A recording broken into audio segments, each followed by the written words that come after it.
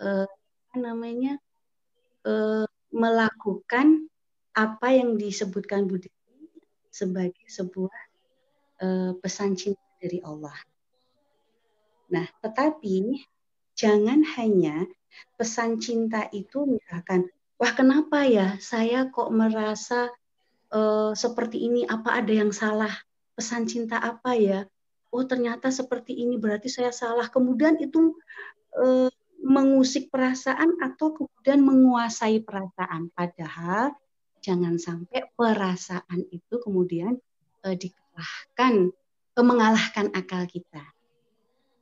Jadi sebetulnya tuh ada apa namanya antara pikiran dan perasaan itu kita tidak boleh perasaan itu kemudian mengalahkan pikiran.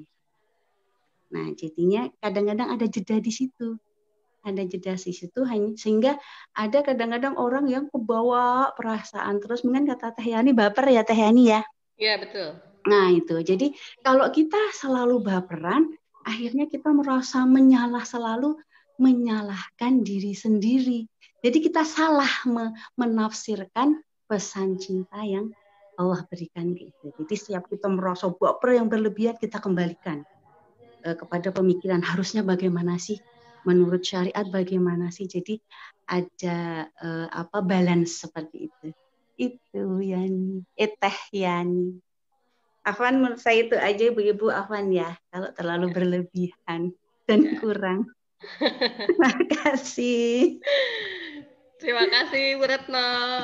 Insya Allah apa yang disampaikan oleh teman-teman ya bisa bermanfaat untuk kita semua. Baik, karena sudah pukul 6 kurang, jadi saya serahkan langsung kepada Bu Dewi. Kita sambut Bu Dewi dengan takbir. Allahu Akbar. Allahu Akbar. Jika masih roh ya. Bu Dewi masih di mute. Nah. Ya. Alhamdulillah. Iya, jadi serasa mau orasi nih. Dipakai takbir. Semangat pagi. Iya, alhamdulillah. Kasih Teh Yani. Bismillahirrahmanirrahim. Assalamualaikum warahmatullahi wabarakatuh. Waalaikumsalam warahmatullahi wabarakatuh. Alhamdulillahirrabbil alamin. Assalatu wassalamu ala Rasulillah wa ala alihi wa ashabihi wa mawalah. Asyhadu an la ilaha illallah wa asyhadu anna Muhammadan abduhu wa rasuluh. Rabbi shrah li sadri wa yassir li amri wa hlul 'uqdatam min lisani yafqahu qawli.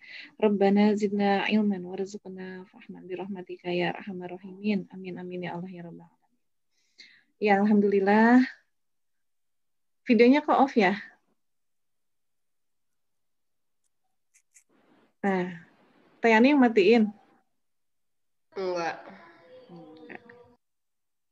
Ya, alhamdulillah teman-teman, saya bersyukur sekali hari ini, di pagi hari ini yang cerah ya, alhamdulillah biasanya hujan di Bogor, alhamdulillah hari ini cerah, secerah wajah teman-teman pagi ini. Mana dong senyumnya, senyum dulu, 227, nah gitu.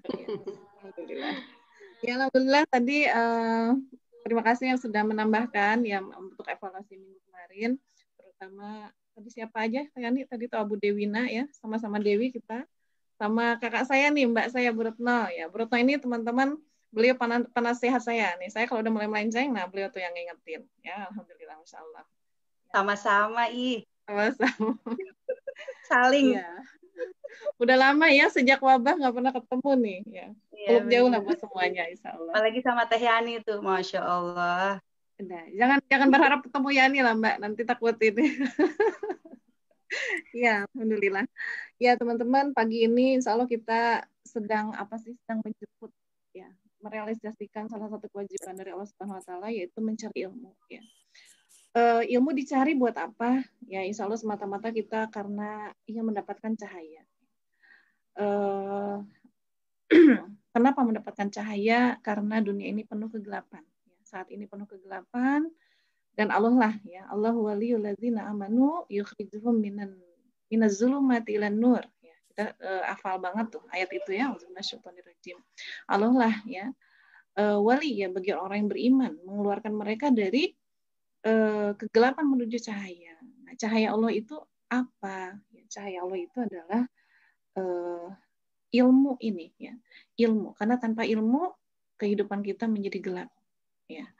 Dan kita pahami semua ya, insya Allah saat ini memang dunia keadaannya dalam keadaan jauh dari cahaya ini. Kenapa? Karena manusia tidak memakai hukum-hukum Allah ya di muka bumi ini untuk melakukan aktivitas kehidupan ya, sehingga dunia saat ini kembali kepada masa-masa jahiliyah ya.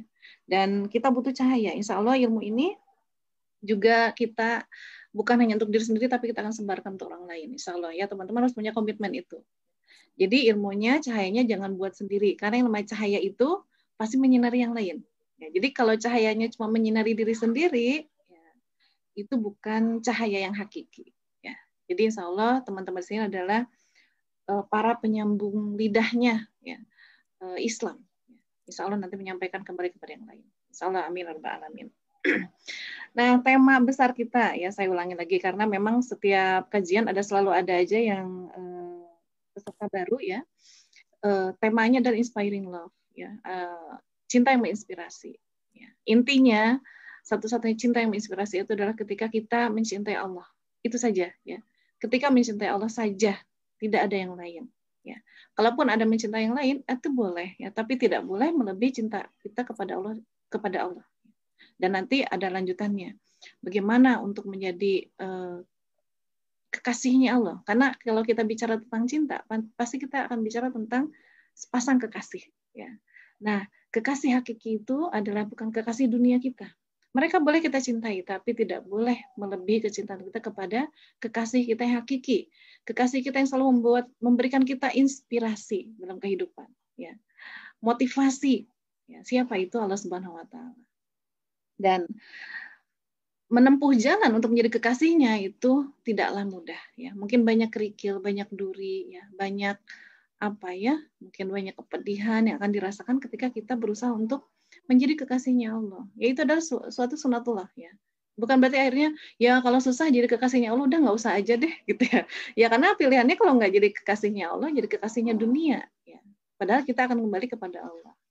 Nah, kita sudah belajar di pertemuan-pertemuan sebelumnya menjadi kekasih Allah itu apa saja ya. Dan di poin saat ini adalah menjadi kekasih Allah adalah ketika kita menjadi hamba Allah yang bersabar. Nah, kita lagi belajar sabar, sudah berjilid-jilid ya. Kajian mungkin udah 2 atau 3 bulan temanya tentang sabar. Karena memang sabar ini unik ya.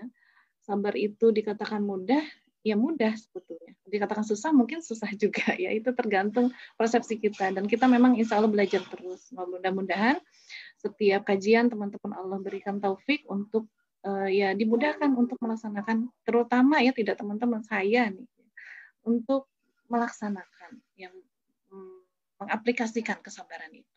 Nah, di minggu kemarin kita bahas bahwa kesabaran tidak mungkin tercapai, ya salah satunya itu ketika kita memang tidak memahami masalah. Tidak memahami akar masalah, atau bahasa saya kemarin pesan cinta. Ya. Masalah itu ibarat soal. Nah, ini saya share screen ya. Insya Allah sudah disiapkan screen-nya. Sudah tampil? Sudah tampil, Bang? Sudah, Bu. Nah, ini. Ya. Saya sudah pernah membahas ya bahwa pengibaratan masalah itu adalah seperti soal ujian ya, atau tanda cinta bahasanya. Jadi teman-teman tolong digarisbawahi dulu bahwa dalam kehidupan ini setidaknya kita selalu mengalami 2 hal ya. Apa itu masalah? Yang pertama adalah masalah, yang kedua adalah keinginan. Nah, 2 hal ini yang kadang-kala bikin memang pusing 7 keliling ya. Masalah nggak selesai, keinginan belum tercapai. Nah, jadi itu masalah atau keinginan itu sebetulnya seperti soal ya. Nah, kalau kita dapat soal waktu ujian sekolah kita terus ngapain? Nah, yang fatal itu adalah ketika dapat soal dijawab soalnya. Itu adalah fatal ya. Karena harusnya soal itu diapakan? Dibaca dulu soalnya ya. Pelajari dulu soalnya baru kita menjawab. Ya. Misalnya sakit, langsung panik cari dokter yang terbaik apa? Mana? Nah, itu langsung menjawab soal ya. Atau anak sulit diatur. Masih sulit diatur, panik ya, cari pesantren yang terbaik, yang termahal misalnya gitu ya. Nah, itu langsung menjawab, itu langsung ikhtiar istilahnya ya. Nah, harusnya kita baca dulu soalnya, apa nih akar masalahnya. Gitu. Karena kalau akar masalah tidak ketemu, bisa jadi jawabannya, ikhtiarnya itu salah. Ya. Bahkan bikin masalah baru. Ya, harusnya ya ikhtiar itu adalah menyelesaikan masalah tanpa masalah. Ya, itu jadi kayak iklan apa ya? Menyelesaikan masalah tanpa masalah. Nah, harusnya ikhtiar yang benar seperti itu. Tapi ketika berikhtiar, masalah tambah banyak, ya, atau harapan-harapan keinginan tidak tercapai, belum tercapai, berarti ada yang kurang tepat mungkin. Apa yang kurang tepat? Baca soalnya kurang tepat, ya, atau bacanya sudah benar, jawabnya yang salah. Nah, itu dua hal itu. Sehingga kalau bacanya salah, jawabannya salah, kemungkinan besar kita akan memiliki nilai 0. Ya. Nilainya kecil, akhirnya remedial. Terus aja masalahnya itu. Terus aja keinginannya tuh nggak beres-beres, nggak tercapai. Gitu. Terus aja nggak bahagia. Akhirnya kan ke sana. Akhirnya nggak bisa sabar, gitu ya. Stres. Karena tadi tidak baca soal atau jawab soalnya salah. Ikhtiarnya kurang tepat, ya, ataupun salah. Nah, kita belajar ya teman-teman, bagaimana cara membaca pesan cinta. Temukan. Karena dalam surat As-Surah 30 itu dikatakan bahwa apapun masalah yang menimpa kita itu akibat salah kita. Ya. Mau ditipu orang, mau dicaci maki orang depan umum, itu salah kita, kata Allah. Ya. Atau ada wabah saat ini, ya, atau kondisi mungkin banyak kezaliman, itu salah kita. Nah, berarti kita cari di mana salah kita. Nah, kemarin sudah belajar, mudah-mudahan teman-teman dari masalah pribadinya atau masalah umat saat ini ya sudah bisa membaca apa sih kesalahan kita. Intinya kesalahan kita itu kemungkinan besar dua. Apa? Ada yang salah hubungan kita sama Allah, ya. Pautan hati kita, kecintaan kita bukan kepada Allah, ya, tapi kepada dunia dan seisinya, sehingga Allah cemburu dan Allah padamkan itu, ya. Kalau itu jadi cahaya kita, dunia jadi cahaya kita, Allah padamkan. Itulah yang bikin kita akhirnya pedih, punya masalah dan seterusnya. Atau yang kedua itu kemungkinannya apa? Ada kesalahan kita dalam perbuatan, tidak terikat dengan hukum-hukumnya Allah. Itu pasti bikin masalah. Nah, seperti itu. Nah, kemudian kalau sudah bisa baca pesan cintanya, maka langkah berikutnya apa? Pakai kacamata hijau. Sudah saya bilang ya kemarin ya. Pakai kacamata hijau. Kenapa? Kita pahami bahwa yang harus jawab soal itu kita. Ya, yang harus baca pesan itu kita dan menjawab itu kita. Sehingga apa? Kita pakai kacamata hijaunya, bahwa pemeran utamanya kita, PR-nya tuh kita. Allah tidak akan merubah nasib suatu kaum kalau dia tidak merubah dirinya sendiri, bukan merubah anaknya, mertuanya, orang tuanya, saudaranya, iparnya, suaminya, tetangganya, temannya, bukan merubah mereka. Yang pertama adalah merubah diri kita sendiri, berarti perbaiki diri kita. Ya. Nah, kerennya ya, Masya Allahnya gitu ya, untuk menjawab soal kehidupan beda banget dengan cara menjawab soal ujian.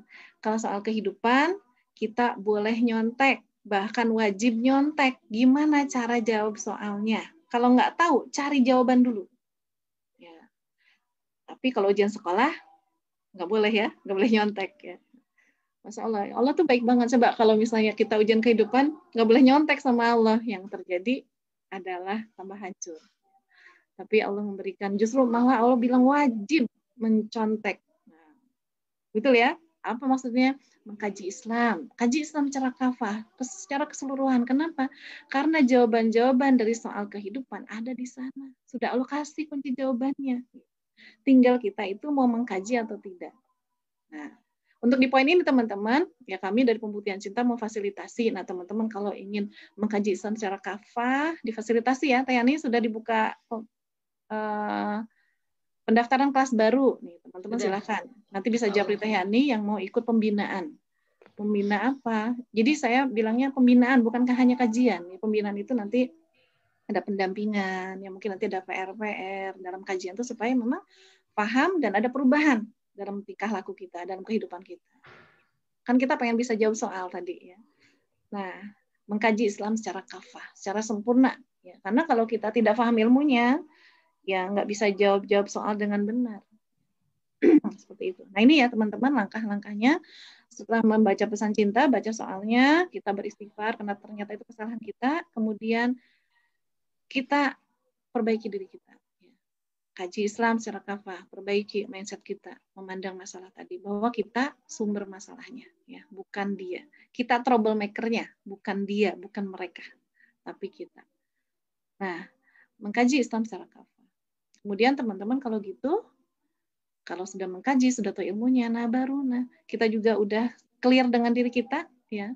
Mungkin yang tadinya menghadapi masalah itu kesal, nah kita kelola dulu kesalnya. Kalau sudah begitu, baru berikhtiar, ya. Karena ikhtiar dengan rasa kesal pasti bikin masalah baru. Ya. Gimana kelola dulu kesalnya, kelola dulu sedihnya, kelola dulu kecewanya, ya. Baru ikhtiar. Nah, ikhtiarnya sudah dengan jawaban yang siap kita laksanakan. Ya, jawabannya karena kita sudah tahu bagaimana. Nah, jawaban itu adalah solusi. Ya. Solusi kalau bahasa tadi pengibaratannya adalah jawaban dari soal. Nah, teman-teman berarti kalau kita bicara tentang solusi, kita sedang bicara tentang ikhtiar, ya. Pengen keluar dari masalah, pengen menjawab soal. Nah, gimana ikhtiarnya yang benar menurut syariat yang sudah Rasulullah SAW contohkan? Nah, insya Allah kita akan belajar hari ini. Nah, boleh dong teman-teman yang di situ nggak sibuk, nggak ribut, boleh dibuka mic-nya. Saya pengen sedikit ada hubungan ini ya. Komunikasi gitu. Jadi saya kayak nggak ngomong sendiri gitu ya. Memang kekurangannya kalau majelisnya online itu begitu ya. Nggak bisa cipika-cipiki, nggak bisa tanya jawab langsung. Nah, boleh dibuka ya. Ini ada Bu Ires, Bu Suci yang kelihatan. Bu Tanti ya, silakan dibuka mic-nya yang di situ mungkin tidak ribut ya, tidak ada suara lain. Nah, teman-teman, saya ingin mengibaratkan nih ya, pakai apa ya pengibaratan? Nah, teman-teman, ini saya lagi pegang tisu nih ya. Saya itu punya masalah nih dengan tisu ini. Ya. Saya punya masalah dan saya punya keinginan. Saya tuh nggak nyaman memegang tisu ini. Saya pengen menjatuhkan tisu ini. Ya. Masalah saya adalah saya tidak nyaman pegang tisu ini. Ya. Dan keinginan saya ingin menjatuhkan tisu ini. Teman-teman, kira-kira apa yang harus saya lakukan untuk menjatuhkan tisu ini? Lepaskan. Kenapa? Dilepaskan. Dilepaskan pasti jatuh nggak? Jatuh. Pasti jatuh. Cukup dilepaskan atau ditaruh, dibanting atau dilemparin? meletakkan di meja. Taruh aja. Taruh di lantai, di meja. Pasti jatuh ke bawah atau ke atas nih? Bawah. Ya, kalau saya doakan dulu kira-kira jatuh ke atas nggak? Enggak. Kecuali Jadi ada Ibu angin. nggak percaya dengan kemampuan saya. Ini kalau saya kasih jampi-jampi ini terbang nih. Ya. Oke. Nah, kenapa teman-teman begitu yakin ini akan jatuh berhasil ketika saya lepaskan? Sunatullahnya seperti itu. Kenapa kira-kira ini jadi jatuh? Sunatullah. Hukum Allahnya seperti itu, Bu. Hukum sunatullah. Emang apa sunatullahnya? Gravitasi. Iya, gravitasi. Nah, berarti kesimpulannya nih, kalau saya ingin menjatuhkan tisu ini, yang saya lakukan apa? Ada berapa hal yang mempengaruhi ini sehingga ini jatuh? Tangan, Daya, gravitasi, dan gravitasi. Tangannya melepas dan ada gravitasi. Iya, pasti jatuh nih. Saya ulangi 1000 kali, saya mau doa, saya mau puasa dulu, mau zikir dulu gitu ya, misalnya supaya nggak jatuh, ini tetap aja jatuh. Ya. Natulahnya begitu. Nah, berarti memang teman-teman, nah ini adalah pedoman kita dalam berikhtiar nih. Ya, supaya berhasil, lepaskan tangan genggamannya. Ya, ini ikhtiar kita. Melepaskan itu ikhtiar. Ya.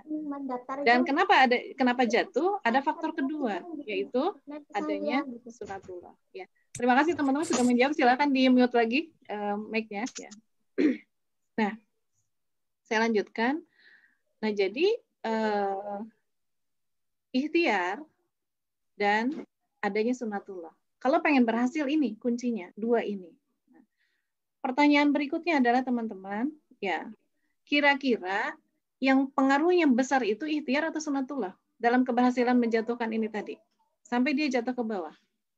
Yang pengaruhnya sangat besar ikhtiar atau besar sunatullah? Sunatullah. Kira-kira berapa persen? 100%. Sunatullah? 90. Ikhtiar? Enggak 50-50. Ikhtiar 50, sunatullah 50. Nah, ya ini kita akan bahas.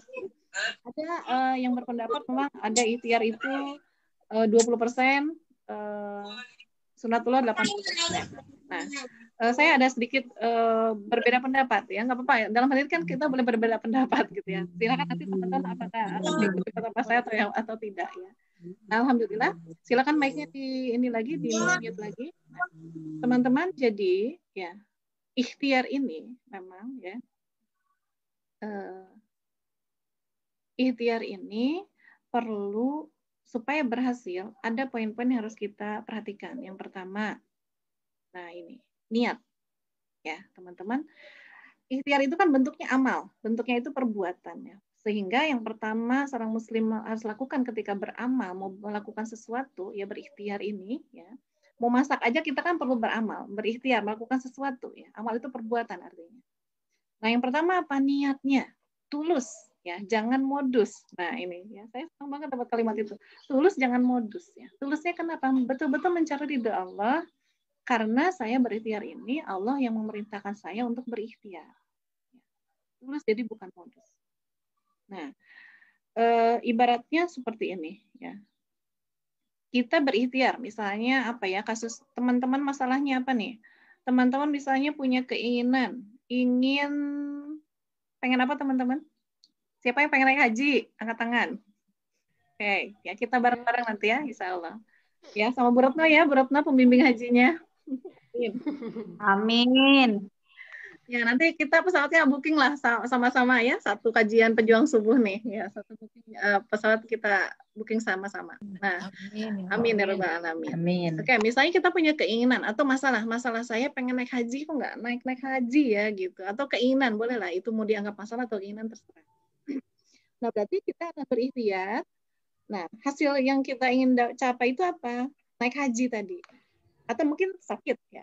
Kita pengen berikhtiar. Ya. Hasilnya adalah sembuh. Nah, teman-teman, dikatakan ikhtiarnya ikhlas itu, pertanyaan saya begini deh. Teman-teman boleh nggak kita misalnya pengen sembuh? Kalau pengibaratan saya ini ada ikhtiar bumi, ya, ada ikhtiar langit. Nah, ikhtiar bumi itu apa? Mungkin kalau tadi pengen haji, ikhtiar buminya adalah mengumpulkan uang, gitu ya, menabung. Ya, tambah lagi bekerja yang menambah penghasilan. Itu ikhtiar buminya. Atau kalau sakit berobat. Nah, itu ikhtiar bumi. Ada ikhtiar langit. Nah, ikhtiar langitnya itu apa? Adalah taqarrub ila Allah, ya. Kita perbanyak doa, ya. Di dalam surah Al-Baqarah itu kan Allah Subhanahu wa taala berfirman ya, wa idza sa'alaka ibadi anni fa inni qarib, ya. Nah, sesungguhnya ketika apabila hambaku bertanya tentang aku, sesungguhnya aku itu dekat. Yaitu ayatnya panjang tentang doa ya. Jadi ini adalah cara kita mendekat kepada Allah Subhanahu wa taala. Nah, kemudian mungkin nanti ada kalau ibaratnya bekerja itu untuk membuka pintu rezeki, ya, sembuh itu adalah rezeki, maka ada orang mungkin bisa ikhtiarnya itu, ikhtiar langitnya sholat duha, membaca surat Al-Waqiah gitu ya, qiyamul lail ya, atau bersedekah dan lain-lain. Nah, itu adalah ikhtiar langit. Nah, pertanyaannya teman-teman, sebetulnya boleh nggak sih kita itu melakukan ikhtiar bumi, ikhtiar langit karena pengen hasil? Karena pengen sembuh, karena pengen tadi haji, karena pengen mungkin dapat jodoh, karena pengen punya rumah, karena pengen anaknya solih dan seterusnya. Boleh nggak seperti itu kira-kira? Menurut teman-teman boleh nggak kita melakukan doa, duha, waqiah dan seterusnya karena pengen hasil? Tidak. Kenapa? Hasil itu milik Allah. Hasil itu milik Allah. Berarti harusnya gimana gitu ya? Ini yang seringkali ya, seringkali ini tipis teman-teman ya. Maksudnya tipis antara apa tujuan kita melakukan perbuatan ya. Apakah karena Allah atau karena pengen hasil? Ya. Kita ikhtiar itu ya karena niatnya karena mencari ridho Allah atau karena mencari hasil, pengen sembuh dan lain-lain. Mencari ridho Allah. Oke. Berarti kalau mencari ridho Allah, berhasil atau enggak berhasil harusnya apa? Tetap bahagia. Tawadu, ikhlas. Iya, tetap bahagia. Kenapa? Karena sudah dapat pahala. Ya, saya berikhtiar itu perintah Allah. Allah memerintahkan saya berikhtiar. Itu seperti kisah yang kisah sahabat dulu ya, kalau nggak salah riwayat Anas ya, Anas bin Malik kalau nggak salah. Nah, ada seorang sahabat yang dia itu meninggalkan untanya ya, turun dari unta, meninggalkan, kemudian kenapa engkau tinggalkan untanya? Aku bertawakal kepada Allah. Oh tidak, kata Rasulullah itu. Kamu ikat dulu untanya, ya talinya itu ke pohon atau kemana, nah baru engkau bertawakal kepada Allah. Jadi Rasulullah memang meminta berikhtiar dulu. Nah, sehingga teman-teman, kalaupun kita melakukan ikhtiar bumi, ikhtiar langit, kenapa? Karena kita sedang menjalankan perintah Allah. Jadi begini ya, saya pengen sembuh, saya pengen naik haji, saya pengen punya rumah dan seterusnya. Kata Allah, nah ini nih, garis bawahi. Kata Allah, kalau pengen itu nih, bekerja, berobat. Ya, kata Allah, kalau pengen itu berdoa, salat duha. Kata Allah, baca al-waqiah. Kata Allah, tahajud, qiyamul lail. Kata Allah, sedekah. Jadi fokusnya adalah saya berikhtiar karena itu kata Allah. Karena menjalankan perintah Allah. Karena pengen taat kepada Allah. Nah, jadi itu yang dikatakan ikhtiarnya itu niatnya tulus. Bukan modus ya. Akhirnya kalau modus itu berarti semata-mata pengen dapat hasil. Akhirnya kalau modus apa? Akhirnya ada orang bilang begini, capek tahajud terus tapi nggak sembuh-sembuh. Capek berobat terus tapi nggak sembuh-sembuh. Ya. Capek bekerja, mana uangnya habis melulu cuma numpang lewat gitu ya. Capek, ya Allah saya suruh sedekah, saya sedekah melulu, itu tanah udah berhektar-hektar saya sedekahin, tapi kok saya nggak sembuh-sembuh, saya nggak berhasil-berhasil gitu ya misalnya. Masalah saya nggak selesai-selesai. Nah, kalau modus itu akan menghasilkan kelelahan hati. Ya. Saya udah 5 tahun nih baca Al-Waqiah sehari 3 kali, misalnya khatam gitu ya, kayak minum obat. Atau misalnya duha 12 rakaat tiap hari juga nggak pernah kelewat. Gitu ya. Doa kurang apa, saya nangis-nangis sama Allah misalnya.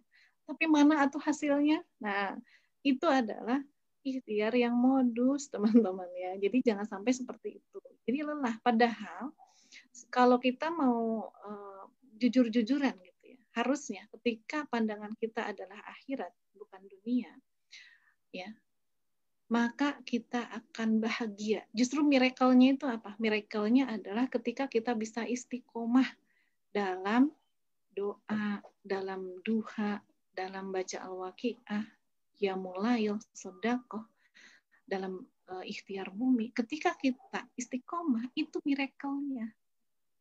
Karena pandangan kita akhirat, sehingga kita merasa itulah miracle-nya. Sembuh itu bukan miracle. Yang miracle itu ini bisa istiqomah. Ya. Sehingga karena kalau pandangannya dunia, miracle itu adalah sembuh. Miracle itu punya jodoh, miracle itu punya rumah, miracle itu anak solih, dan seterusnya. Ya itu mah bonus teman-teman ya. Hasil itu bonus dari Allah. Bisa dikasih, bisa enggak. Namanya bonus gitu ya, perusahaan nih ngeluarin bonus. Terserah dong ya, mau milih bonus kasihnya ke siapa, berapa banyak, atau mungkin tahun ini enggak ngasih bonus, itu terserah pemimpin perusahaan. Allah pun begitu, terserah Allah mau berhasil atau tidak ikhtiarnya. Yang jelas kita fokusnya menjalankan perintah Allah. Kita sudah sangat bahagia ketika sudah menjalankan perintah Allah untuk berikhtiar. Ya, sehingga memang itulah yang dikatakan la ilaha illallah, tidak ada ilah selain Allah. Ya, dalam ikhtiar pun tidak ada ilah. Ya, karena kalau ikhtiar sudah jadi ilah, ya, ikhtiar bisa jadi ilah juga. Ketika apa? Ini yang menjadikan ikhtiar yang menjadikan kita sumber kebahagiaan kita. Ya, saya bahagia kalau ikhtiarnya sukses, bahagia kalau sembuh, bahagia kalau anak soleh. Ya, bahagia kalau sukses, kalau berhasil ikhtiarnya. Saya sedih banget kalau ikhtiarnya nggak berhasil. Bahkan saya nyalahin orang, ya tadi kata Bu Retno ya, bisa nyalahin orang gitu akhirnya. Karena nggak berhasil, karena ikhtiar sudah jadi Tuhannya tanpa sadar. Jadi ilahnya, sumber kebahagiaan. Padahal kita sebagai seorang Muslim sudah sering ya mendengar bahwa sumber kebahagiaan seorang Muslim itu apa? Keridhaan Allah. Ya. Allah ridho kapan? Ketika kita taat. Ya, jadi ketika kita ikhtiar dalam rangka taat kepada Allah, karena itu adalah perintah Allah, maka di situ Allah ridho. Harusnya kita bahagia. Ya. Udah nggak mikirin lagi hasil, terserah deh. Mau berhasil mau enggak. Mau sembuh mau enggak. Nah, terserah. Gitu. Yang penting Allah ridho. Allah ridho karena saya istiqomah dalam berikhtiar bumi dan berikhtiar langit. Karena teman-teman, amal yang tertinggi itu adalah ya amal ikhlas itu udah luar biasa ya. Kemudian ihsan ya, amal yang ihsan itu juga luar biasa. Lebih luar biasa lagi apa? Ikhlas ya, ihsan ya, kemudian istiqomah. Istiqomah ini teman-teman yang Masya Allah ya, luar biasa ya. Setelah takwa, ujungnya itu memang istiqomah. Istiqomah dalam ketakwaan, ketaatan itu yang mahal teman-teman. Jadi bisa jadi Allah biarkan teman-teman tetap dalam masalah ya, misalnya dalam sakit ya, belum haji nih ya sampai meninggal ya, karena sebetulnya Allah pengen kita istiqomah nih untuk berikhtiar ini. Nggak haji sampai meninggal nggak apa-apa, pahalanya sudah dapat ya, pahalanya sudah dapat. Meninggal dalam kondisi sakit tapi ridho, Allah ridho, insya Allah dapat surga gitu kan, seperti itu. Nah jadi fokus ikhtiarnya adalah dalam sedang menjalankan perintah Allah. Nah itulah dikatakan niatnya tulus, bukan modus ya. Nah, kemudian yang berikutnya adalah tadi itu, nah ini ya, luaskan niatnya.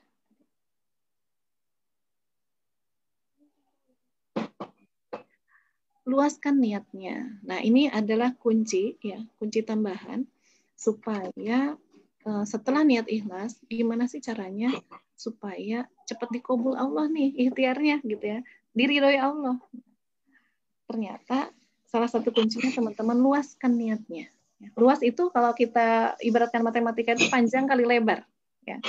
Panjang kali lebar tuh sama dengan luas. Ya. Betul nggak? Takutnya saya salah nih, soalnya saya lulus SD-nya udah lama tuh belajar tentang luas ya.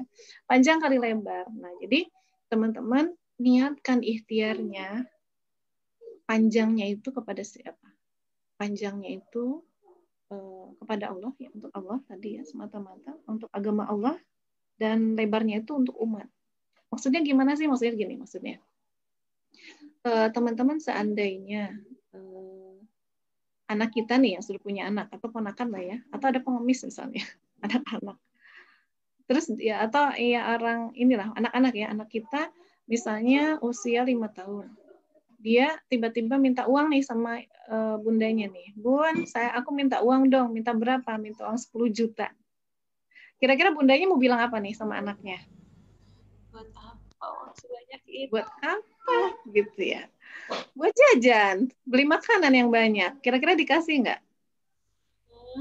Enggak. Kenapa nggak dikasih? Uangnya nggak ada. Ya. Buat apa ya anak 5 tahun gitu? Buat jajan aja. Nah, tapi kalau misalnya besok-besok dia masih merengek, Bunda, aku minta uang gitu ya, 10 juta. Nah, mungkin kita akan bertanya lagi, buat apa nak? Gitu.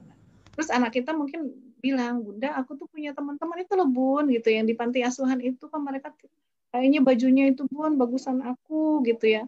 Makanannya juga mereka masak tiap hari, makannya kadang nasi garam ya, nasi sama terasi, kadang nasi sama kerupuk. Bun, aku pengen beliin makanan buat mereka yang banyak, baju yang banyak. Nah, kira-kira bundanya, seandainya bundanya ada uangnya gitu ya, gimana tuh? Dikasih nggak uang itu ke anak itu? Atau dibelanjain nggak si anak itu? Dikabul nggak keinginannya? Dikabul. Insya Allah dikasih. Dikabul. Bahkan mungkin bundanya nih ya, kalau tabungannya bundanya banyak gitu ya, mungkin bilang sama anaknya, emang cukup segitu nak? Ya udah kita ke sana yuk, apa aja sih yang mereka butuhkan? Oh ternyata mereka butuh fasilitas rumahnya aja udah jelek-jelek gitu ya. Udah kita rehab aja sekalian rumahnya. Atau nih tanah kita kasihin biar mereka lebih luas, bisa ada bermain dan seterusnya. Atau mereka butuh apa? Oh ternyata banyak yang sakit, udah kita obati biar sampai sembuh. Nih bunda ada kok gitu ya. Udah anaknya dan seterusnya. Nah jadi teman-teman, seperti itulah pengibaratan ikhtiar kita. Ya. Kemungkinan besarnya yang bikin Allah tambah jatuh cinta sama kita, ya, itu ikhtiar yang bagaimana? Yang niatnya luas, bukan cuma diri sendiri.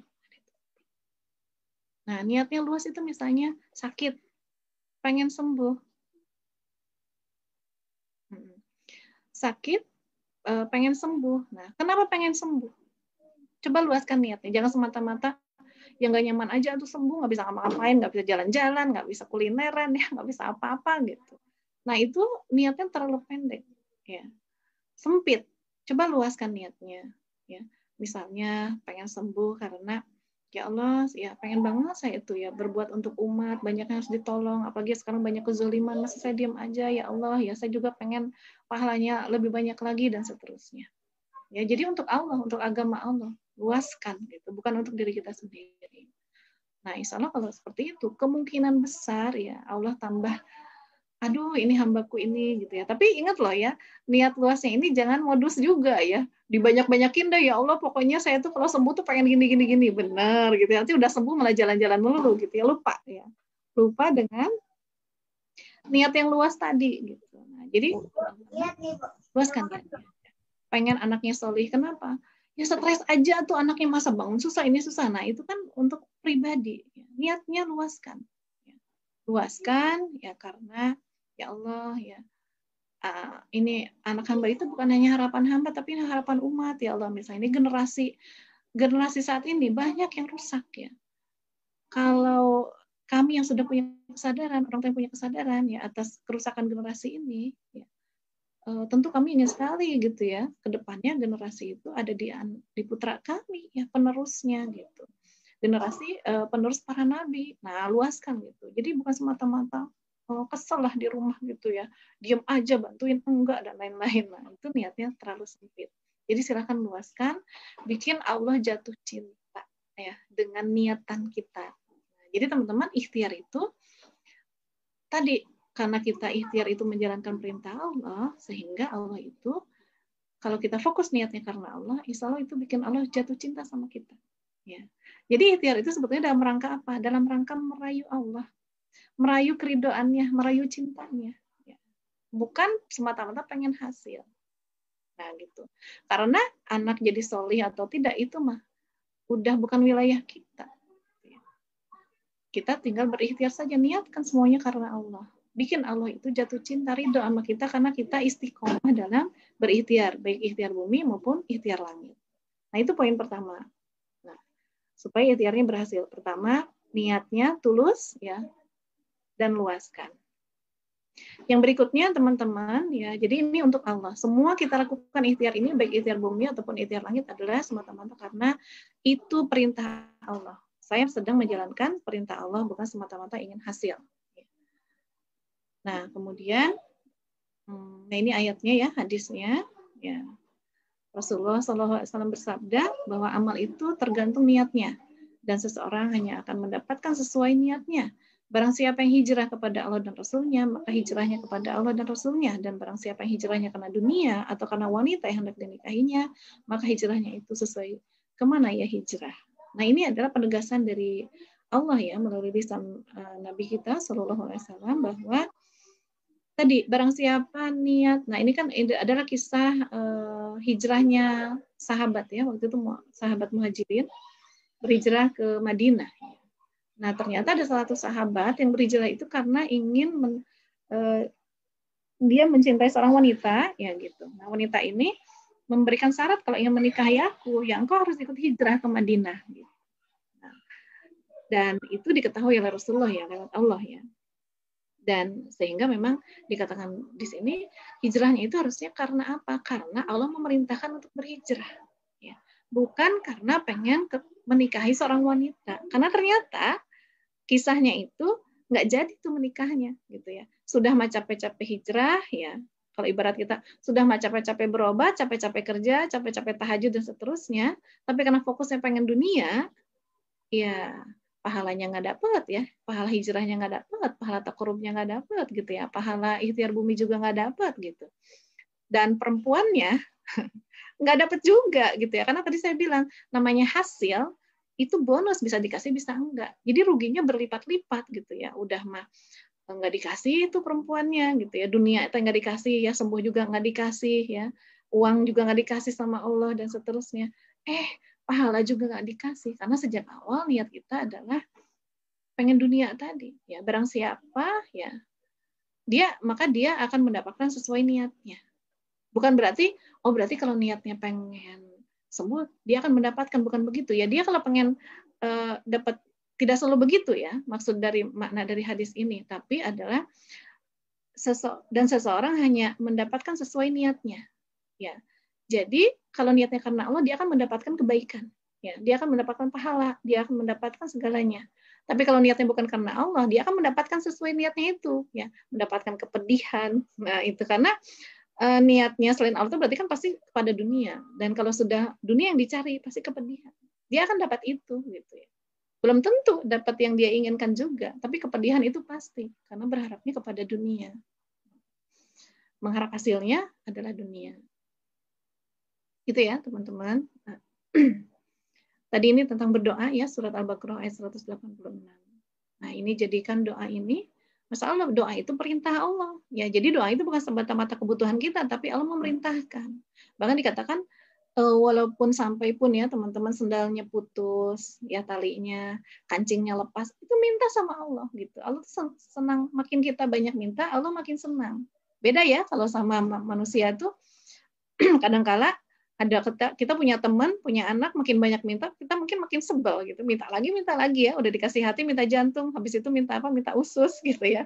Minta ginjal ya, habis semuanya. Nah, kan kalau manusia begitu, tapi Allah makin kita banyak berdoa, Allah untuk makin senang. Dikatakan orang yang tidak mau berdoa itu adalah orang yang sombong. Nah, kemudian poin kedua supaya ikhtiarnya berhasil itu apa? Adalah cara. Ya, tadi cara saya ingin menjatuhkan tisu adalah dengan cara dilepas. Nah, teman-teman, nah ini juga adalah sekaligus saya ingin menjelaskan ya. Sebetulnya tadi tisunya berhasil apa namanya? Jatuh itu karena ada ikhtiar, ada sunatullah. Berapa persen kira-kira ya kalau kan berhasil itu 100%. Kira-kira yang mempengaruhi paling besar itu apa, sunatullahnya atau ikhtiarnya? Betul ya, adalah sunatullah yang pengaruhnya sangat besar. Sunatullah yang pengaruhnya sangat besar dalam ikhtiar. Berapa persen? Nah, menurut saya persentasenya itu kita yang bisa menakar. Harus kita takar persentasenya. Artinya apa? Kalau menjatuhkan tisu ini cukup dilepas, nggak usah dibanting, ya. Kelebihan tenaganya sayang tenaganya, mending buat yang lain, dipakai yang lain, ya gitu ya.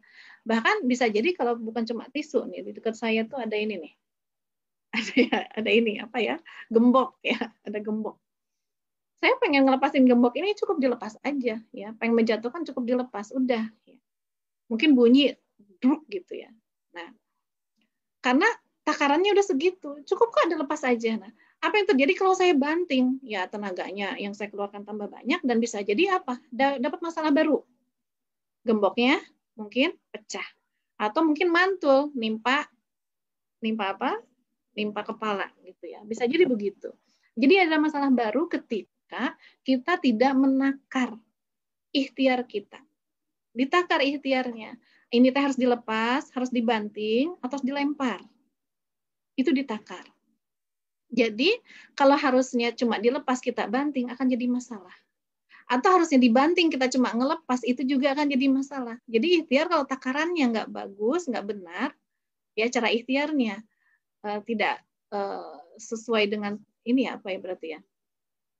Ya tidak sesuai takarannya, akan bikin masalah baru. Nah, ternyata ikhtiar pun harus ditakar. Nah, itu tidak mungkin kita dapati kalau kita tidak belajar. Nah, kalau untuk menakar ikhtiar, teman-teman, nah ini kita perlu ilmu bumi. Ya, ilmu bumi ya, misalnya ilmu bumi itu apa? Pengen berhasil nih, sukses, lahan pertaniannya subur. Nah, itu kan perlu ilmu bumi. Ya, pengen bisnisnya lancar, itu perlu ilmu bumi. Ya. Ilmu apa ya? Ilmu dunia lah. Nah, itu ditakarnya itu dengan ilmu bumi, ya, ikhtiar kita. Pengen sembuh, ya, takar dengan ilmu bumi. Kalau misalnya diare, gitu ya. Diare itu, kalau definisi diare, teman-teman, dalam kesehatan itu, dikatakan diare sudah BAB sehari minimal 7 kali. Tapi kalau di bawah itu, bukan jatuhnya diare. Nah, jadi, kalau di bawah 7 kali, berarti obatnya apa gitu ya. Ditakar tuh obatnya, dihitung-hitung. Ya, jangan sampai yang penting, aduh ini diare udah 5 kali. Ya. Pengen cepat sembuh gitu ya. Itu obatnya misalnya langsung diminum 10 butir. Gitu ya. Nah, itu kan nggak nakar ikhtiarnya. Jadi ditakar silahkan. Nah, termasuk bekerja misalnya. Teman-teman takar bekerjanya. Nah, Ditakar itu bagaimana? Jangan sampai bekerja kita, kan kita bekerja itu karena perintah Allah, menjalankan perintah Allah. Nah, jangan sampai bekerjanya itu justru menjauhkan kita dari perintah Allah yang lain. Misalnya, kita kerja, tapi akhirnya susah berjamaah di masjid. Akhirnya nggak pernah ada lagi waktu bercengkrama dengan anak istri. Akhirnya susah ikut kajian, capek gitu ya. Weekend itu benar-benar waktunya tidur, atau misalnya nggak mau diganggu lah kajian udah pusing, udah mumet bekerja dan seterusnya. Nah, itu adalah ikhtiar yang kurang menakarnya. Karena harusnya ketika ikhtiar ya bekerja menjalankan perintah Allah, jangan meninggalkan perintah yang lain gitu. Itu enggak, Allah di satu sisi pengen Allah ridho dalam ikhtiar kita bekerja, tapi satu sisi kita bikin Allah nggak ridho karena meninggalkan kewajiban yang lain gitu, menuntut ilmu, kewajiban berdakwah mungkin ya, kewajiban-kewajiban lainnya kepada orang tua jadi jarang nengok ya dan seterusnya. Nah itu berarti menakar ikhtiarnya kurang tepat gitu. Silakan ditakar pekerjaan apa, karena itu ya ikhtiar yang benar itu akan menjadikan barokah teman-teman ya, akan menjadikan kita lebih dekat lagi dengan Allah. Itu ciri-ciri ikhtiar yang barokah, yang benar, pasti barokah. Dengan ikhtiarnya dia makin dekat dengan Allah. Tapi kalau dengan ikhtiarnya makin jauh dengan Allah gitu ya, itu nggak barokah, tinggalkan. Ya. Enak banget Bu, ini saya susah-susah loh membangun pekerjaan ini, membangun bisnis ini sudah 10 tahun misalnya. Ya tapi kalau itu menjauhkan kita dari Allah, itu nggak barokah namanya. Udah berhenti ya, atau di review lah di apa ya, bisnisnya gitu ya, gimana caranya supaya tidak kita dengan bisnis tadi tidak meninggalkan kewajiban yang lain. Dengan bekerja tadi ya mungkin negosiasi dengan atasannya, gimana caranya dengan pekerjaan kita bisa tetap melaksanakan kewajiban lain. Nah itu teman-teman, jadi ditakar ikhtiarnya ya, silahkan ditakar. Jadi berapa persen ikhtiar mempengaruhi keberhasilan ya, bisa jadi bahkan nggak ada ikhtiar sama sekali. Bisa jadi begitu. Ketika apa memang sudah di ujung tanduk, seperti misalnya kayak kisahnya Nabi Yunus kemarin ya. Nabi Yunus itu kenapa beliau nggak ikhtiar keluar dari perut ikan? Ya karena nggak ada cara untuk berikhtiar dalam kondisi begitu. Fokusnya apa? Menjemput sunnatullah aja. Ya, bertobat, fokus menjemput turunnya sunnatullah. Ya, dikeluarkan dari perut ikan. Yaitu lewat kehendaknya Allah. Bisa jadi nggak ada ikhtiar gitu. Ya. Dalam kondisi tertentu. Jadi 0% ikhtiarnya. Makanya tadi ikhtiarnya perlu ditakar.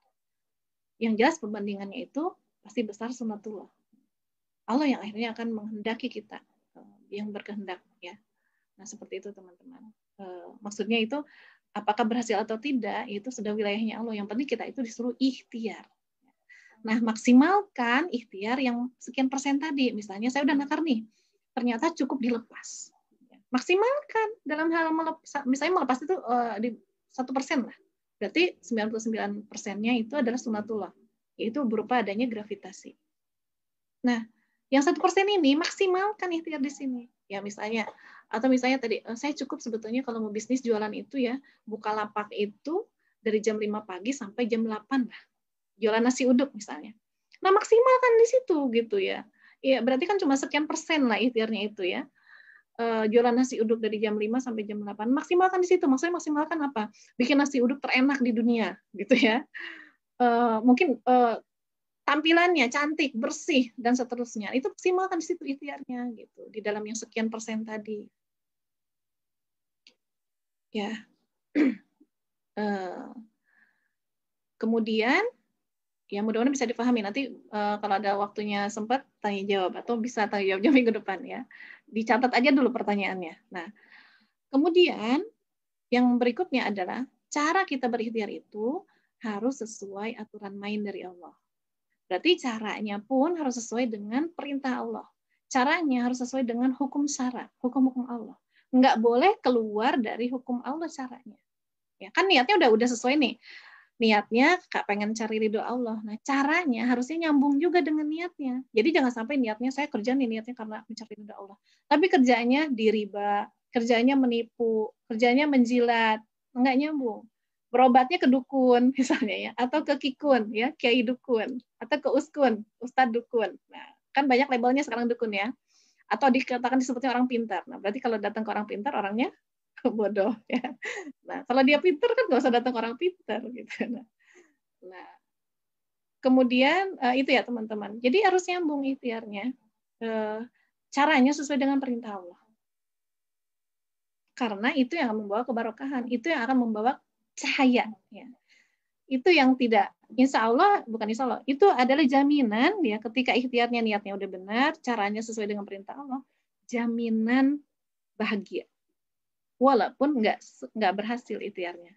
Bonusnya nggak dikasih, misalnya tadi walaupun nggak sembuh, tapi kita sudah sesuai dengan niat dan caranya sesuai dengan perintah Allah, ya, maka pasti akan bahagia. Walaupun nggak sukses. Bisnis gagal lagi, tapi udah sesuai dengan aturan Allah. Ya niatnya udah karena Allah. Kita tetap bahagia, kenapa? Karena sudah dapat pahala. Ya udah bisnisnya diulang lagi. Sambil baca pesan cintanya. Mungkin masih ada yang kurang maksimal ya. Settingan hati kitanya mungkin ya yang kurang maksimal dan lain-lain. Atau mungkin masih banyak dosa-dosa yang menghalangi. Atau mungkin Allah memang pengen cegah kita dari menjadi pengusaha besar. Kenapa? Karena Allah mungkin tahu hati kita. Kamu tuh nih kalau jadi pengusaha besar, nah, bisa jadi kayak Korun. Nah, mungkin Allah tahu gitu ya. Kamu tuh kalau sembuh, Allah tahu nih nanti kamu maksiat lagi. Jadi Allah nggak kasih sembuh-sembuh. Bisa jadi begitu. Ya. Nah itu nanti di poin berbaik sangka kepada Allah. Nah teman-teman, jadi kembali ke sini, ikhtiar yang kedua, cara ikhtiar. Poin kedua dalam ikhtiar itu adalah caranya, tolong perhatikan, maksimal, ya, ditakar, maksimal, sesuai dengan aturan main. Nah ini hati-hati ada jebakan logika. Ya. Jebakan logika itu kayak apa? Jam berapa sekarang? Jam berapa Tayani? Tayani tidur 6:30. 6:30. Nah, saya setel aja filmnya ya. Ini sebagian kayaknya memang udah lihat, tapi insya Allah ketika sesuatu diulang, insya Allah kita dapat pemahaman lebih. Dan mudah-mudahan kita semua dapat taufik ya, teman-teman.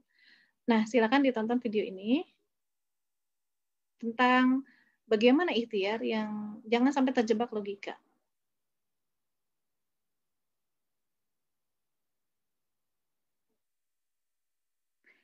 Belum ada suaranya ya, maaf.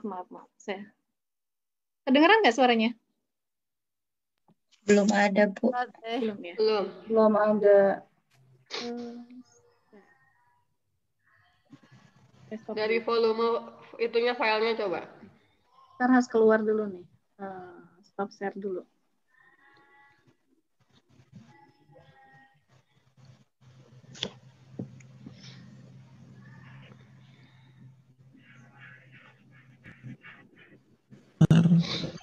Kenapa dia nggak mau keluar? Sudah ya? Dia katakan, anak saya 4, Ustaz.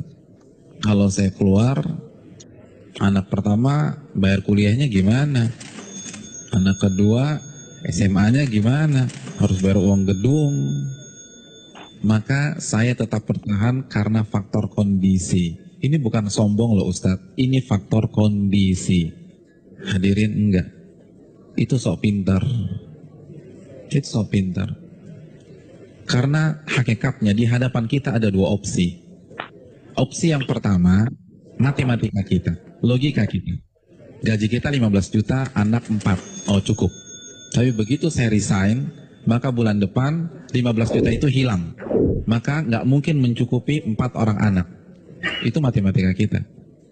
Tapi itu bukan satu-satunya opsi. Opsi yang kedua, Allah berfirman dalam surat At-Talaq ayat 2. Barang siapa yang bertakwa kepada Allah, maka Allah akan berikan solusi. Dan Allah akan berikan rizki dari arah yang tidak ia duga-duga. Namun karena kita merasa paling pintar, kita pilih opsi yang pertama. Karena kita lebih yakin dengan matematika kita daripada janji Allah Subhanahu wa Ta'ala. Bukankah itu sok pintar di hadapan Allah dan merasa cerdas di hadapan Allah Subhanahu wa Ta'ala? Inti dari semua kedurhakaan itu merasa pintar, bukan kondisi. Merasa diri besar, merasa diri kuat menahan adab Allah pada hari kiamat. Rekan-rekan yang dirahmati oleh Allah SWT, ini masalah dari dulu. Karena iblis itu menggunakan teori ini. Kenapa iblis divonis kafir? Kenapa iblis divonis kekal di neraka? Karena ketika dia disuruh sujud, dia katakan apa? Enggak, ana khairun minhu, aku lebih baik daripada Adam. Engkau ciptakan aku dari api dan engkau ciptakan dia dari tanah. Saya ingin tanya, yang diserang dengan statement ini itu siapa rekan-rekan sekalian? Yang dibodoh-bodohi itu siapa? Allah, bukan Adam. Apa maksudnya? Ulama mengatakan maksudnya, ya Allah, engkau perintahkan aku sujud kepada Adam. Sedangkan dia dari tanah dan aku dari api. Ini perintah yang tidak masuk akal. Gitu loh. Ini perintah yang bodoh. Kalau bahasa Arab, ini nggak worth it banget nih Allah gitu loh. Makanya kan Allah langsung habisi dia. Aba wastakbara wa kana minal kafirin. Ini bukan hanya semata-mata sujud hadirin. Ini lebih besar dari itu. Nah begitu juga dengan orang yang banyak maksiat sekarang. Ya nggak mungkin lah ada orang mengatakan ngaku muslim gue lebih pintar dari Allah. Enggak lah. Tapi dengan cara dia membantah ayat Allah, menolak hadis Nabi, itu kan merasa pintar. Merasa pintar. Akhirnya dibantah, dijawab. Hadirin simpel aja, saya kasih 2 contoh dalam masalah ini. Asy-Syu'ara ayat 61 ini jelas.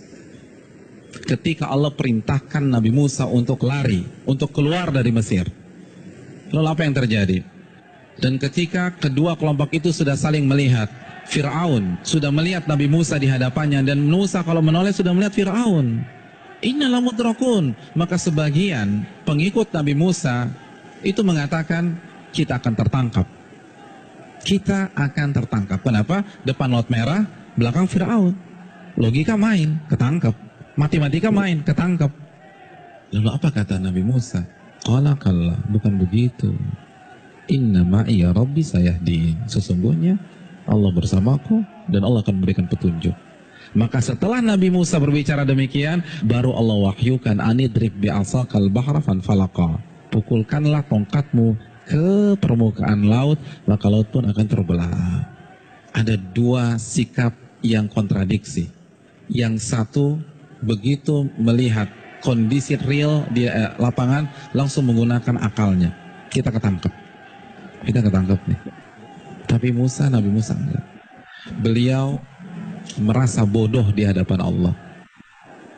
Merasa bodoh di hadapan Allah. Maka beliau tidak menggunakan pemikirannya, tidak menggunakan logikanya, tidak menggunakan matematikanya.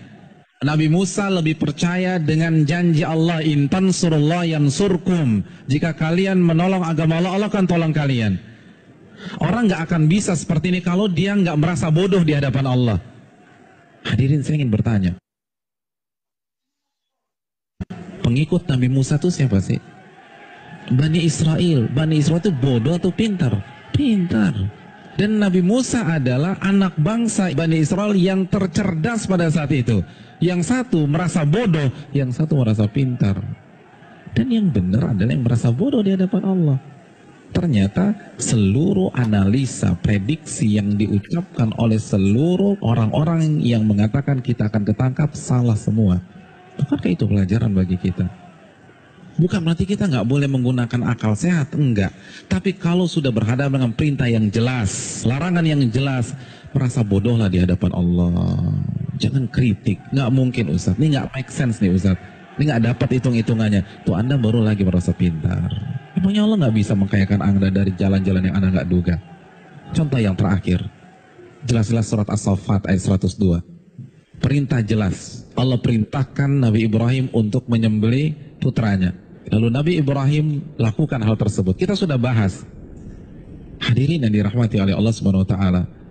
Nabi Ibrahim kenapa tetap menyembelih putranya? Karena merasa diri bodoh di hadapan Allah.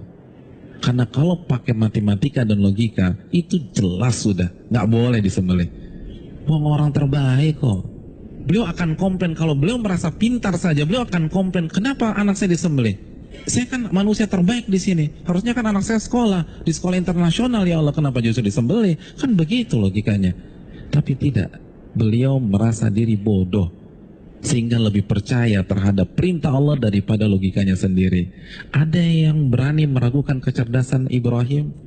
Saya ingin tanya, etnis dan ras tercerdas di dunia itu siapa? Bani Israel. Bani Israel itu keturunan siapa? Nabi Ibrahim dari Ishak. Jadi ini bapaknya kecerdasan, tapi ketika berhadapan dengan perintah yang tegas, larangan yang tegas, udah sami'na wa ta'na. Lalu kita nggak cerdas-cerdas begini, berani debat Allah, berani mengatakan ini nggak benar, ini keliru, hitungan saya nggak dapat. Kalau begitu kita makan apa? Allahu Akbar. Janganlah kalian mati kecuali kalian menjadi seorang muslim, pribadi yang menyerah kepada Allah. Kita yang mengkrit hari terakhir hidup kita. Dari sekarang, hadirin sekalian, dari sekarang menyerahlah kepada Allah.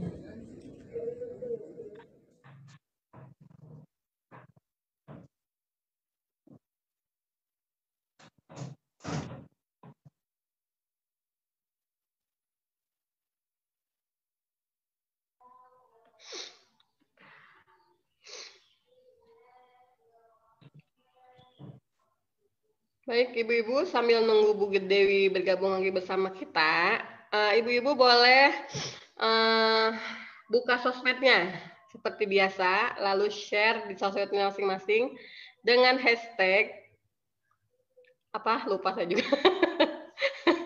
Dengan hashtag Inspiring Love, pembuktian cinta dan pejuang subuh. Mangga, saya tunggu 1 menit ya untuk men-share di sosmednya masing-masing.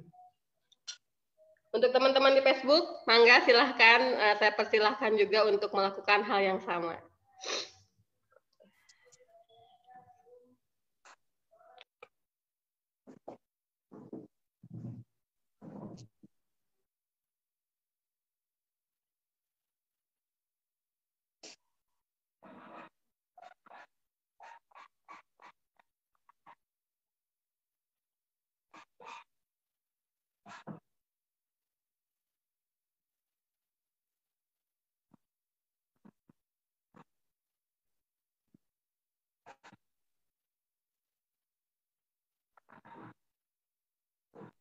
Nah, sudah ya. Mangga Bu Dewi sudah hadir, insya Allah. Ya, gimana filmnya? Seru nggak? Berapa jilid? Kurang seru. Kurang seru? Ya nanti nonton Teh Yani sama aja. snack soalnya. Oh iya. Tadi itu yang hadir duluan udah saya minta siapin snack tuh. Bu Amel mana tuh sama Bu Wina? Bentar, ini kok mati ya videonya? Bentar. Yang datang pertama biasanya gelar tiker dulu, Bu. Tiker, kabel. Ngepel dulu ya. Nah, ya kembali ke laptop.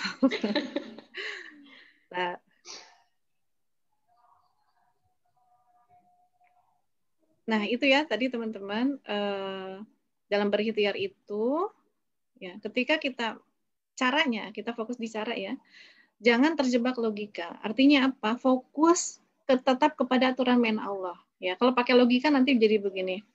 Ini saya misalnya perempuan nih, single parent. Saya kalau ada ini pekerjaan saya, tapi harus pakai baju seksi misalnya. Saya butuh banget nih, anak lagi sakit, ya kontrakan ditagih, listrik mau diputus dan seterusnya. Yaudah saya kerja aja deh gitu ya. Dia lepas dulu kerudungnya. Kalau nggak gini terus gimana? Itu kan pakai logika. Jadi intinya kalau kita berhadapan dengan perintah Allah, laksanakan. Ya, sami'na wa ata'na. Udah, jangan mikirin lagi nanti nanti gini gimana. Terus anak saya makan apa dan seterusnya. Atau misalnya ini kan saya butuh cepet nih, butuh cepet sembuhnya. Katanya menyembuhkan itu yang ada pakai jin gitu misalnya ya. Itu sembuhnya cepet gitu ya. Tuh yang lain pada sembuh tuh. Misalnya kanker ya, cuma dioperasi dibelah perutnya gitu ya, tanpa alat. Terus sembuh tuh kankernya. Saya kan butuh cepet nih gitu ya untuk sembuh. Karena anak-anak saya nggak ada yang ngurus. Nah kan pakai logika gitu. Tapi kalau itu udah jelas haram atau ini udah jelas wajib, maka teman-teman ya sudah logika itu dienyahkan gitu. Ya, karena fokus aja menjalankan perintah Allah, pasti Allah kasih jalan keluar yang lain. Ya, min haitsu la yahtasib. Ya, justru ketika kita bertakwa, ya, kita fokus menjalankan perintah Allah dalam ikhtiar, maka Allah akan buka ya pintu-pintu kemudahan, pintu-pintu rezekinya min haitsu la yahtasib, dari jalan yang tidak disangka-sangka. Ya. Seperti itu. Nah, jadi hati-hati pokoknya caranya sesuai dengan perintah Allah, ikhtiar kita itu, dan maksimalkan. Nah, seperti itu. Berikutnya adalah, nah, ketika berikhtiar, setting hatinya, jangan lupa. Kondisi hati harus tetap stabil. Ya. Apa? Harus yakin. Ya, yakin kepada Allah bahwa Allah akan menolong kita. Ya, yakin. Ya, bahwa Allah akan mengkabulkan doa kita. Allah akan mensukseskan ikhtiar kita. Nah, tapi indahnya keyakinan seorang muslim itu apa? Nah, ini kan berarti harus berbaik sangka kepada Allah ya. Allah itu tergantung zon hambanya. Ya. Kalau hambanya tidak sukses, maka tidak sukses. Nah, cuma teman-teman, keyakinan ini harus dibarengi dengan sikap yang tawakal. Ya. Karena sukses itu bisa jangan versi kita, suksesnya versi Allah. Yakin Allah akan mensukseskan ikhtiar ini, tapi versinya Allah. Misalnya,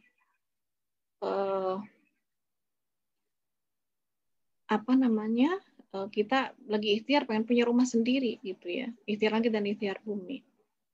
Ya yakin gitu, Allah akan memberikan, walaupun mungkin nanti diberikannya tidak di dunia, tapi pasti dikasih gitu ya. Serahkan kepada Allah ya.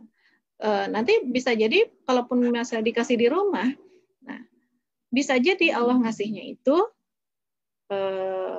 tidak sesuai dengan keinginan kita, tapi pasti Allah beri yang lebih baik ya. Jadi kan ikhtiar kita itu kan dibarengi dengan doa ya. Doa itu ya, ikhtiar juga termasuk request ya kepada Allah sebetulnya. Ya Allah, saya pengen begini, saya berikhtiar ya. Kemudian kita tambahkan dengan doa. Nah, doa itu kan dikabulnya tiga keadaan ya.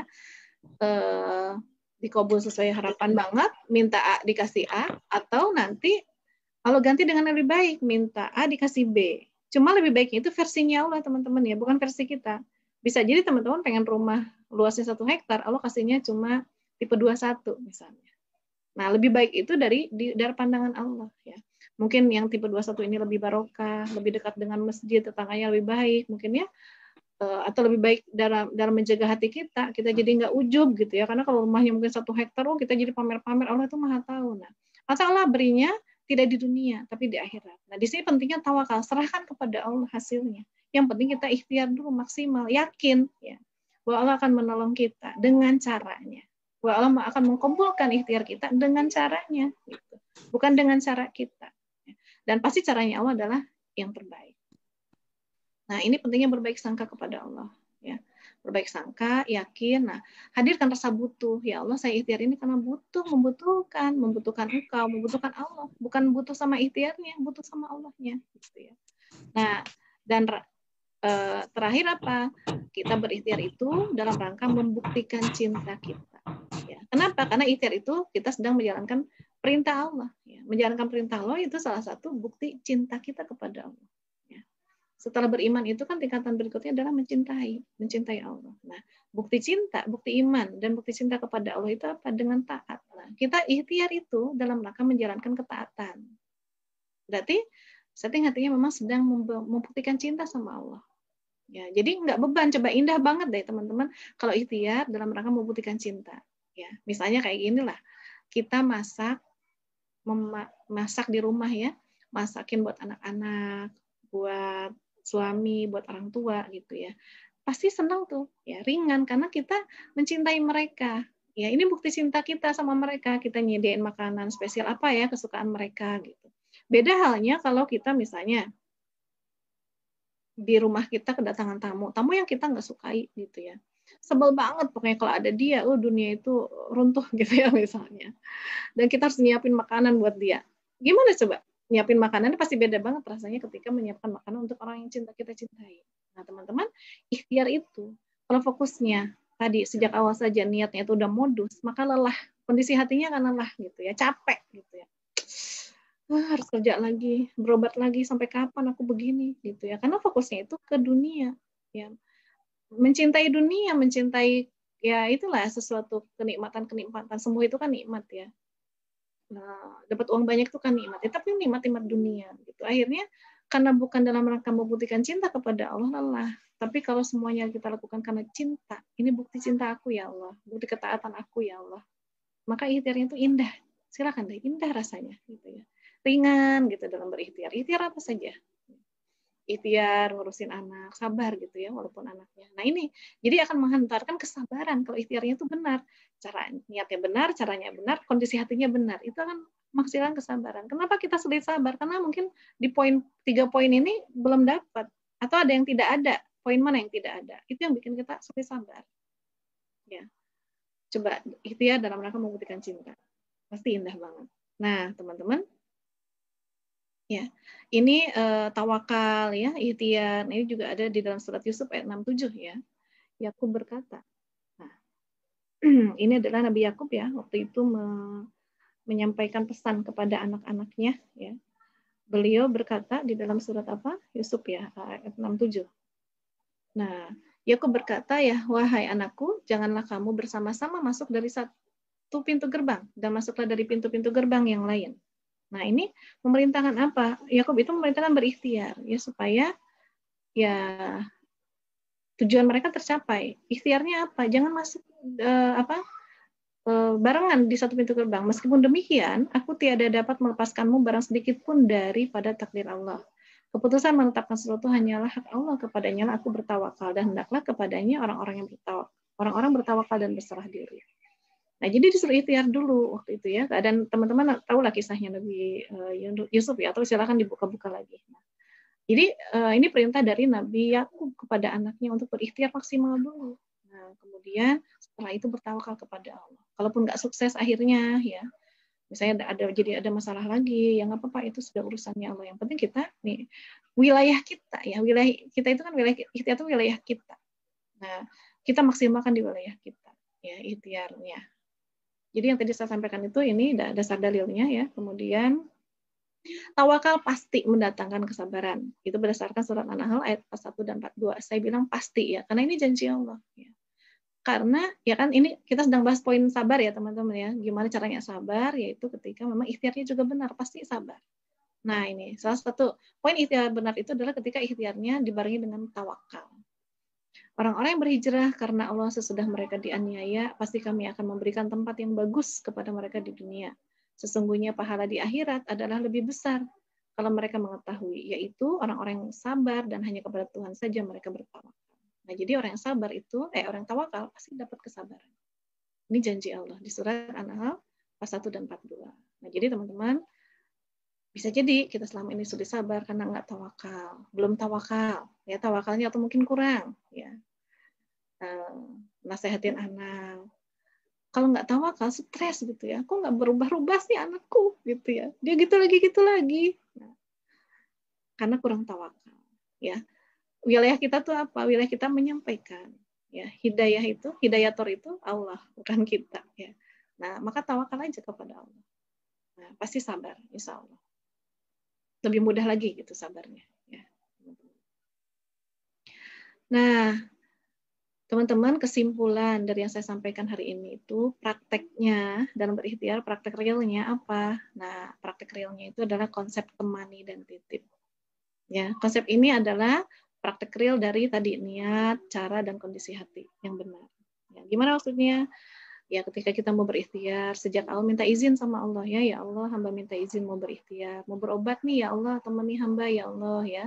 Tolong tunjuki hamba dokter terbaik, obat terbaik, dokter yang paling banyak zikirnya ya, dokter yang paling sabar, yang paling banyak senyumnya dan seterusnya. Temani ya Allah.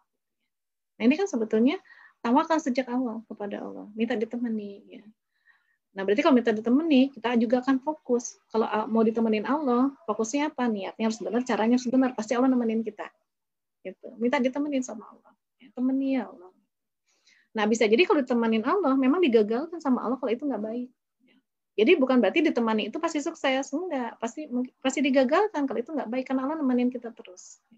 Ibaratnya mau ke Jakarta, ya, ternyata tiba-tiba di tol itu, kita bannya pecah, ya. Aku kan udah minta ditemenin sama Allah, kenapa bannya pecah gitu ya. Nah, bisa jadi Allah sedang hindarkan. Karena husnuzon ya, berbaik sangka itu penting dalam hal ini. Bisa jadi sedang Allah hindarkan dari masalah lebih besar lagi ya, karena ternyata di sana ada huru-hara ya, ada tawuran setelah keluar pintu tol itu misalnya. Bisa jadi seperti itu. Nah, kemudian titipkan sama Allah hasilnya. Itu bentuk tawakal juga, terserah ya Allah gitu ya. Ya Allah, saya mau ikhtiar nih gitu ya, mau berobat. Tadi kan enggak gitu ya setting hatinya. Tunjuki ya. obat yang paling baik, yang cocok buat saya. Karena kayak corona nih, banyak banget jenis yang orang nge-share ini corona ini sukses ya, sembuh dengan ini, dengan kayu putih, dengan ini gitu ya, dengan madu yang campur apalah macam-macam gitu ya. Nah, tapi masalahnya yang cocok buat kita tuh yang mana? Kita nggak tahu. Ya, cocok ke tubuh kita yang mana? Maka itu temenin sama Allah sejak awal.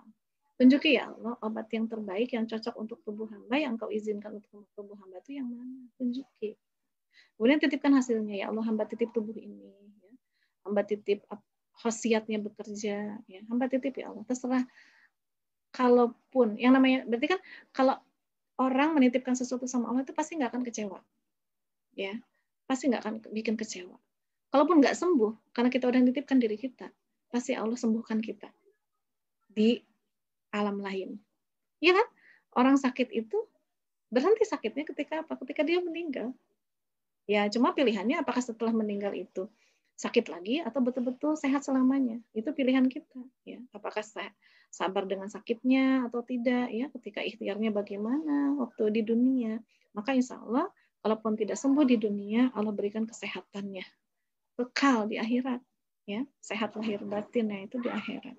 Maka titipkan aja sama Allah. Nah itulah, jadi ya Allah mau sembuh mau enggak, terserah ya Allah. Saya tetap bahagia, sembuh bahagia, alhamdulillah, semoga barokah. Enggak sembuh, bahkan jika sakit ini menghantarkan kepada kematian, hamba juga tetap bahagia. Karena kenapa bahagia? Yang penting kau ridho, hamba udah niatnya karena Allah sudah ya, caranya juga sudah sesuai perintah Allah, ridho sudah, apa sudah, terserah ya Allah mau sembuh atau enggak. Nah itu, jadi tetap bahagia. Terserah ya Allah mau punya rumah atau enggak, rumahnya kayak gimana, terserah ya Allah. Nah itu jadi tawakal itu sejak awal, di tengah dan di akhir, teman-teman. Kita temani dan titip. Ini praktek dari 3 poin yang saya sampaikan hari ini. Niat, cara, dan kondisi hati. Ya, kita belum bahas tentang sunatullah. Insya Allah minggu depan ya teman-teman. Nah saya sekarang serahkan ke Teh Yani dulu. Mangga Teh Yani, mungkin ada teman-teman yang mau bertanya. Masih ada waktu ya, sedikit. Ada sedikit lagi. Baik, ini jika ada yang mau bertanya, mangga boleh dinyalakan mic-nya langsung bertanya atau via chat di Zoom boleh. Ini ada Ibu Usti Suvena, raise hand. Apakah mau bertanya, Ibu?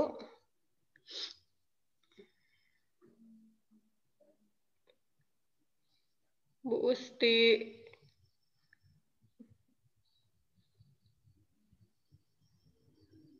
Di kolom chat ada Teh Yani? Ada ya? Ada nggak? Nanya, saya nanya. Oh, nanya. Nggak ada kalau di kolom chat. Ya. Bentar, saya cek dulu di Facebook ya. Assalamualaikum Teh. Oh ya, Bu Anas. Assalamualaikum. Salam. Maaf ya di off tadi kan sama. Oh iya Bu. Teh. Mau tanya boleh ya? Boleh, boleh. Jangan susah-susah ya Bu nanyanya. Bismillahirrahmanirrahim. Assalamualaikum.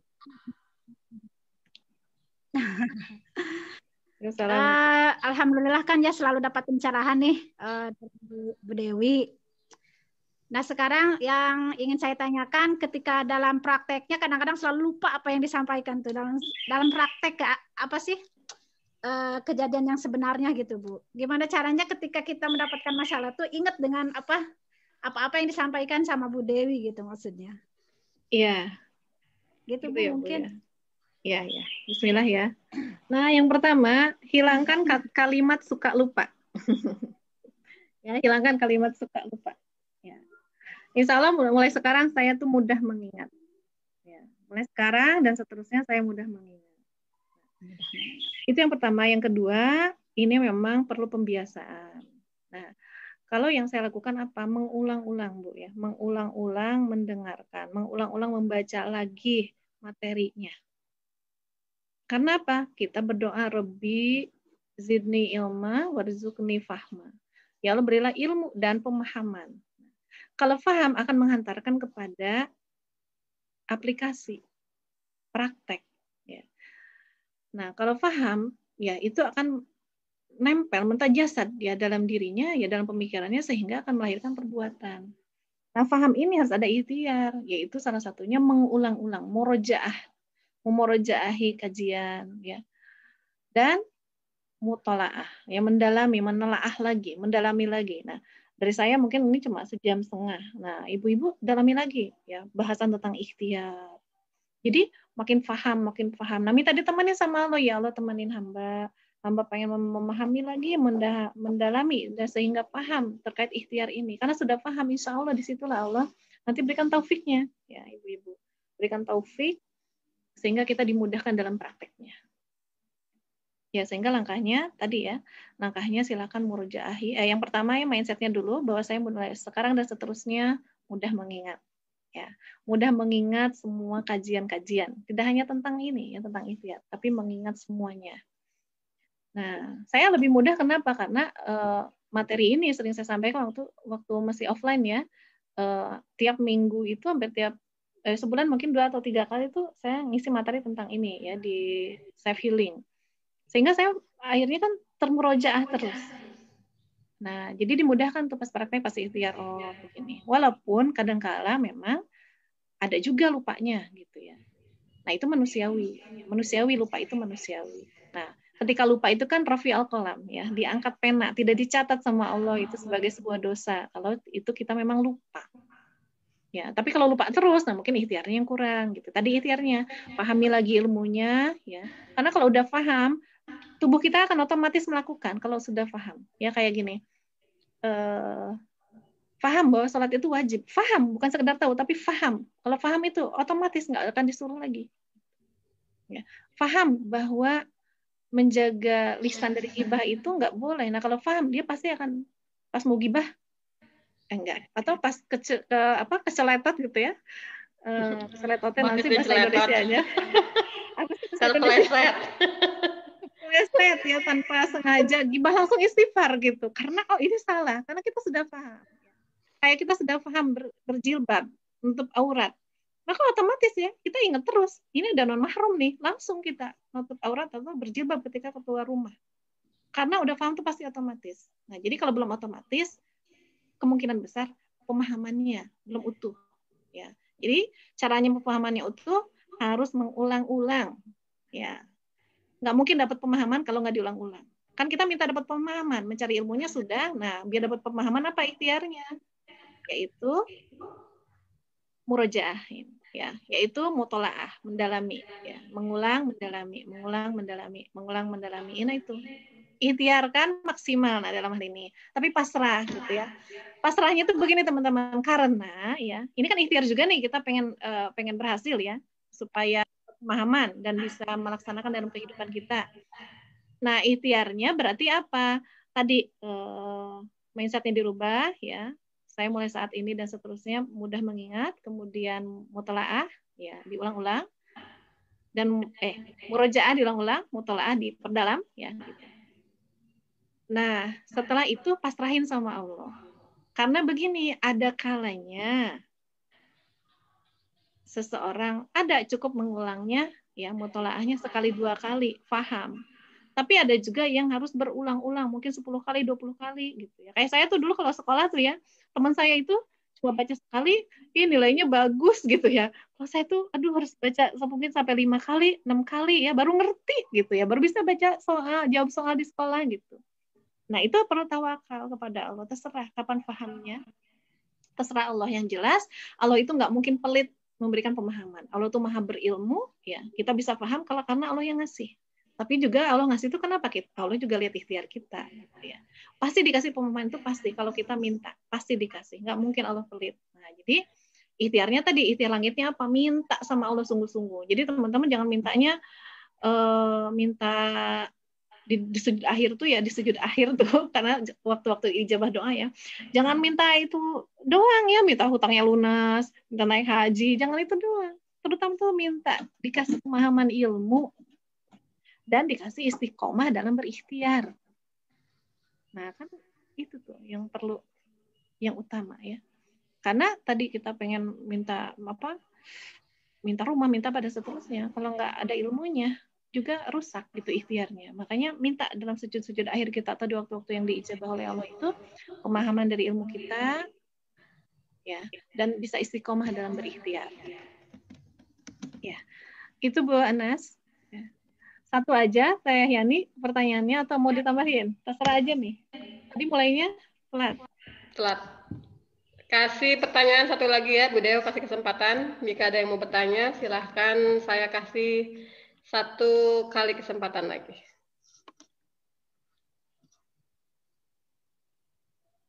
Ada ibu-ibu?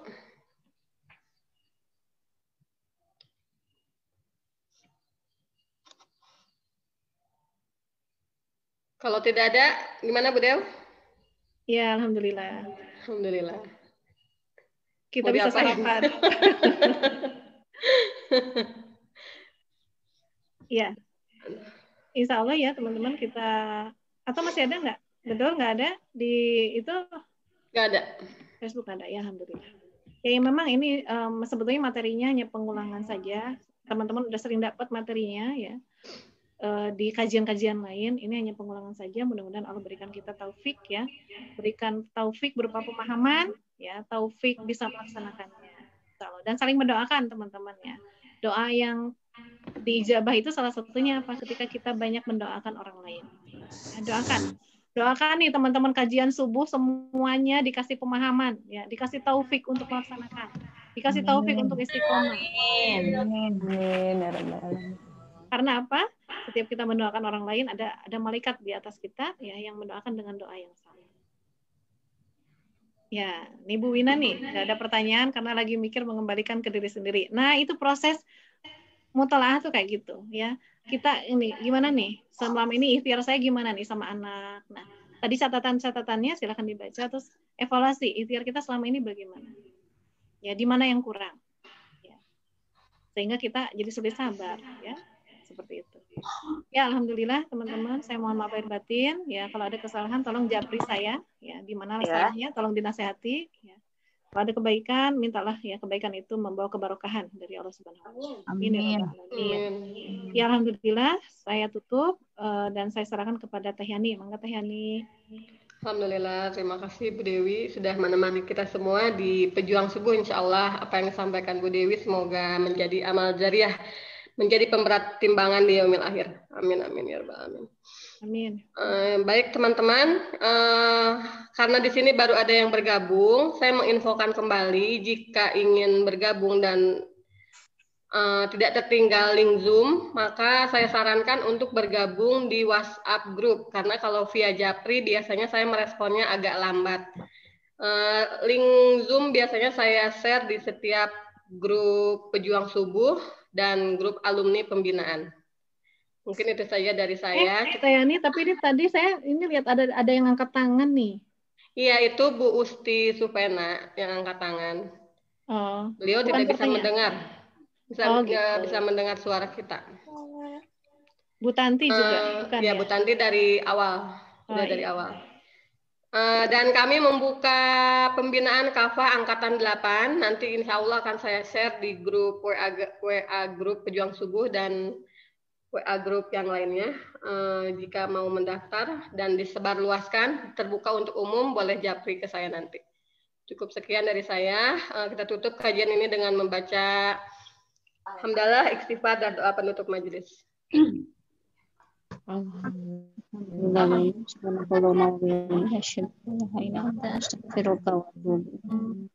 Cukup sekian dari kami. Assalamualaikum warahmatullahi wabarakatuh. Sampai ketemu. Waalaikumsalam warahmatullahi wabarakatuh. Bu Dewi, Teh Yani, Bu Dewi, Bu Yani, izin semuanya.